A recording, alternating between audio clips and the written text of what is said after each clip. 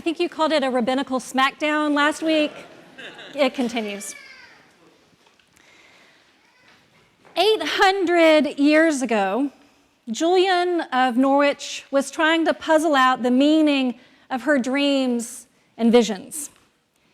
After decades of these visions and struggles to discern them, she wrote down these words. I desired many times to know our Lord's meaning, and I was answered in spiritual understanding, and it was said, what do you wish to know our Lord's meaning in this thing? Know it well. Love was his meaning. Who reveals it to you? Love. What did he reveal to you? Love. Why does he reveal it to you? For love. Remain in this love and you will know more of the same. You will never know different without end. So I was taught that love is our Lord's meaning. And I saw very certainly in this and in everything that before God made us, he loved us, which love was never abated and never shall be. Whether through the science of relativity or the mystical power of good liturgy, we can sometimes collapse time, or at least imagine the layers of history overlapping and intersecting. And so in this way, I can imagine Julian, an anchoress from the outer bounds of 14th century England, leaning over to the earnest, because let's give him the benefit of the doubt and take him that way, the earnest religious legal scholar talking to Jesus, her sidling up next to him and saying, I wondered the same thing. I wondered what it was all about. What is the most important thing? How should we live in these harrowing times? His times were harrowing, the omnipresent and oppressive empire breathing down their necks. Her times were harrowing, plague and turf warfare. Such different people and yet perhaps sympathetic to each other. And then maybe we can imagine ourselves in our own harrowing days crowding into this scene as well. The Jewish scholar and the medieval Christian hermit are trying to figure it all out. What is God up to, given all this violence, hurt? How should we shape our lives with all this sorrow? Scrolling past the stories from the so-called Holy Land and from Lewiston, Maine, and from anywhere and everywhere, maybe you and I want to lean in and whisper a word of gratitude to him for asking the question that we were wondering too. Teacher, which commandment is the greatest? I'd like to focus my efforts against the tide of apathy. There's a lot of uncertainty and confusion swirling around about what is called for in these times.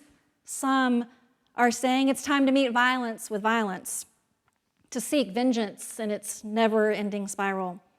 And Julian, remember, she's there too, chimes in to say, I keep seeing these visions. They're strange and startling, and also all around me I see pitiful death and disease.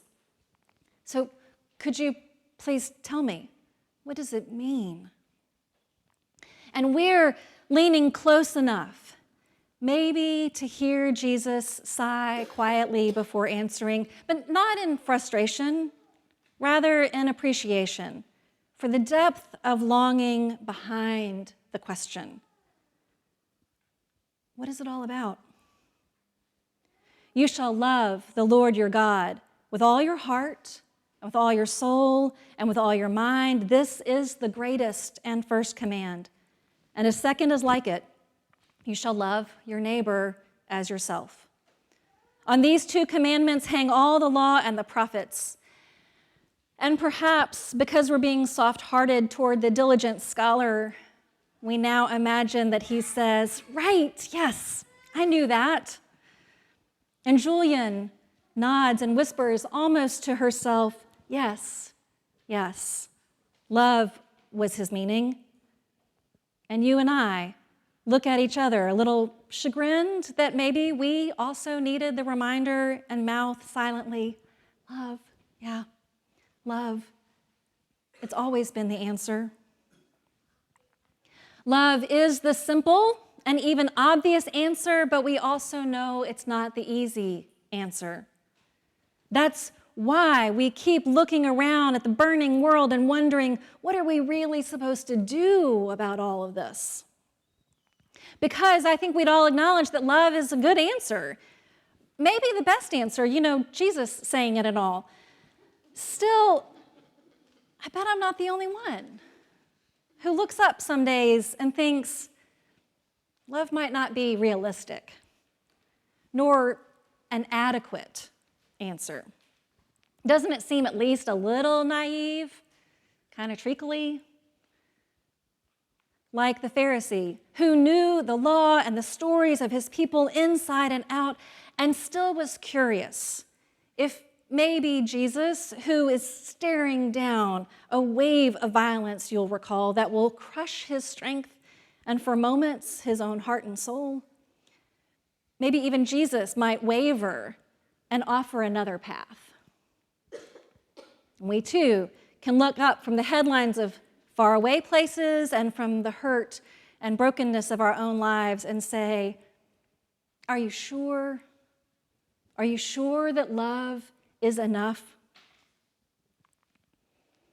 Into this scene of collapsed time and space, bringing a scholar and a guru from across the globe in the centuries, we can keep adding poets and theologians and prophets, everyone wriggling and shimmying into the scene, different in all of their ways, covered and uncovered heads, murmuring in different tongues, referencing their own texts and pages. Again and again, each in their own verse and language, these spiritual masters understand the impulse to repeat the question. In times of war, in days where random violence wins its way into our lives, when we are sick, when those in power seem high on power, when bitterness and cruelty feel pervasive, because, friends, the times are not new. We repeat the question, how are we called to live? What is the divine priority for our lives? And also, again and again, all these dear voices sing out to each other, nodding with familiarity and sheepish smiles. Remember, it's love. Love is the way, the answer, the meaning of our little lives. Again and again, because, friends, we always need reminding. Sharon Salzberg is a Buddhist contemplative teacher who might have found her way into the crowd that's gathering in our imaginations. She finds her way into my vision of this. She wrote that only love is big enough to hold all the pain of this world. We might try other things, but only love is big enough to hold all the pain of this world. She talks about love making us brave, calling it the antidote to fear. She's another one who sees the world and its cratering tendency and joins the cycle of conversation that asks and answers on repeat. What must we do? Oh, right, we must love. The huddle of people who are folded into the scene might start to confound us. Even those people whom we villainize want to know how to live. And across all kinds of supposed boundaries of time and politics, the answer is consistently love. We scoot into the gathering, finding our places where we can hear the conversation, wondering what God means for us to do in times like these. And we learn again. And we'll likely need to learn again tomorrow, at least I'm pretty sure I will, that God means for us to love. And to let that love hold this world, hold us to the world and to each other. Can you put yourself in this scene? Can you let the work of ancient prayers or your own imagination tether you to this community of those who wonder and remember, and who wonder again and remember again, and who wonder and remember? You may have others who you would look up and see in the circle that is growing, mentors and friends, people who make you mad, people you learn from whether you met them in person or not. Plus that Pharisee, he's there, and Julian, and maybe a Buddhist named Sharon, and likely loads more folks. Can you see all of them jostling closer? We're all here, all of us, because the question is universal. What ought we to do, Lord? And the answer is always love. Know it well. Love was his meaning. Who reveals it to you? Love. What did he reveal to you? Love. Why does he reveal it to you? For love. So I was taught that love is our Lord's meaning.